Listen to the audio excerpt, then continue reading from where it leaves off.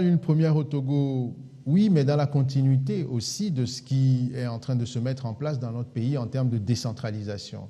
On l'a vu, un premier niveau a déjà été réglé avec la mise en place des différentes communes et le niveau suivant va concerner les régions.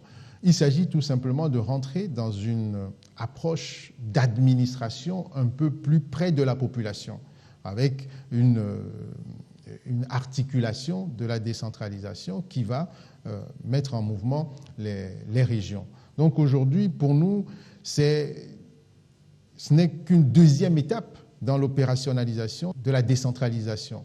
Donc les populations ne pourront qu'en tirer profit parce que lorsque vous regardez les implications que l'on peut avoir, on peut rester confiant dans ce que les élections régionales sont un élément utile pour le développement de notre pays.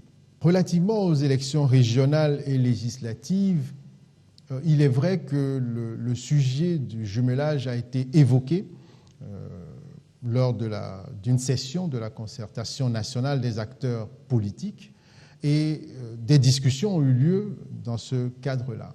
Mais aujourd'hui, il n'est pas encore acté de ce que l'on aille vers le jumelage parce qu'un certain nombre de considérations techniques, budgétaires sont en jeu.